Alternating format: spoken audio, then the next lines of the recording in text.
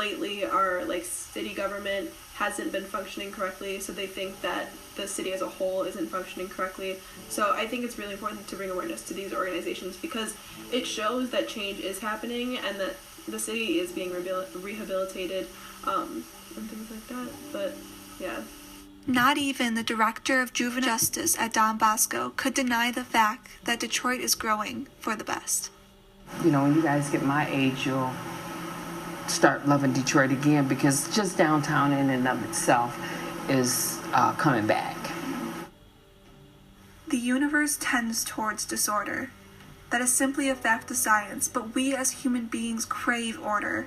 Regardless of our desires, the power of the universe often wins. It will always be easier for us to destroy things than to fix things. These simple truths are easily applicable to the city of Detroit. It was easy for us to destroy the city. I'm not just talking about the destruction of the 67 riots. They were simply the product of a different type of corrosion, the strategic violence of racism. This type of corrosion worked quietly and unnoticed, oppressing blacks in a manner that made outrage inevitable. The powers of anger and prejudice were the forces that tore this city apart. There would be leaders that would try to rise up and patch the city back together, but it would be the apathy of many and the corruption of few that left this city destitute. Now it is the empathy of many that looks to bring this city back. This many look to rebuild not only the infrastructure of Detroit, but the people of Detroit as well.